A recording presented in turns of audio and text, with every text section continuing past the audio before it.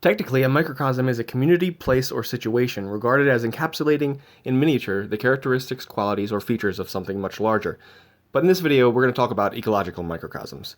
Ecological microcosms are small ecosystems held in containers. More specifically, though, a microcosm can model an ecosystem to whatever degree of completeness the designer of the microcosm chooses.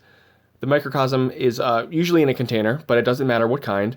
Microcosms can be as small as a few millimeters, if, say, experimenting on a microscopic predator and prey relationships, or as large as a building as it was with the Biosphere 2 project. A microcosm can model any ecosystem.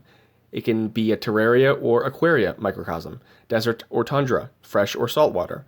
They can also be very specific, like a microcosm modeling the very small niche ecosystem that exists in the shaded, damp area under a fallen tree, for example. Microcosms are either open or closed, generally, and there are subsets of these. Many scientific experiments are closed to have more control over the experiment. None are completely closed, though, as that would mean no thermal energy at all. And because of the laws of thermodynamics, it's impossible to have a fully closed ecosystem or microcosm. So technically, all closed microcosms are really only partially closed.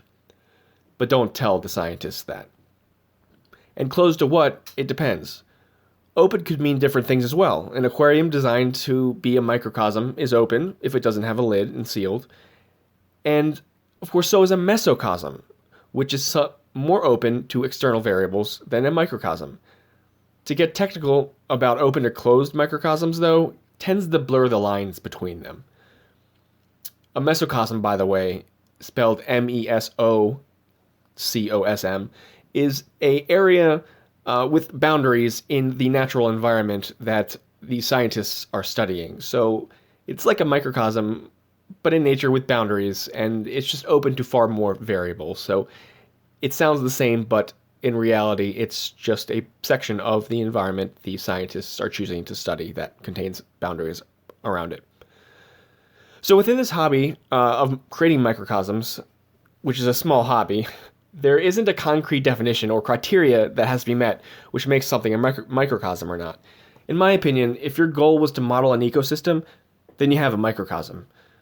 Creating microcosms is a lot of fun. It's low cost, low maintenance, and they change and evolve over time and can last for years. They're great for someone who would like to create something aesthetically beautiful, or for someone who likes to put things together as an interesting and sometimes surprising observational experiment, or for someone that enjoys attempting to model the ecosystem the most complete way. Others still like building closed microcosms, and their enjoyment comes from the challenge of designing them to last a long time closed.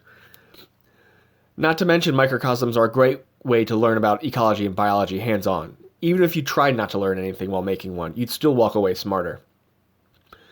No matter the reason, creating your own microcosm is a puzzle, and how difficult that puzzle is depends totally on your goal and you. It improves your critical thinking and problem-solving skills, with the end result being something tangible that you can be proud of. And others find it very impressive as well when you show them. When you've finished your creation, it can be seen as not only being something of science, but also art.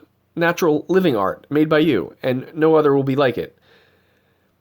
And they're not just fun to make. Their very nature makes them dynamic systems. They are dynamic systems by their very nature, rather.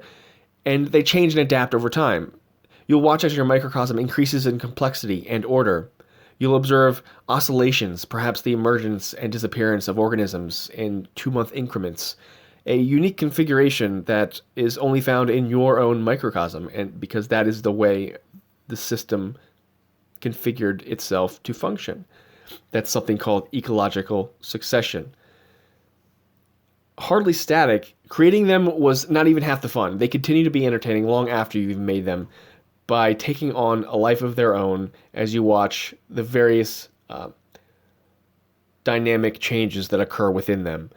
The best part is anyone can make one. It's as simple or complex as they like. There's no degree required, no learning curve in order to make one work. The difficulty depends entirely on your goal. And if someone is interested in ecology or biology, they only have something to gain within this hobby. Anyway, guys, I hope you found this video an informative introduction to microcosms and the hobby.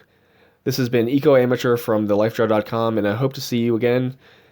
Thanks for watching.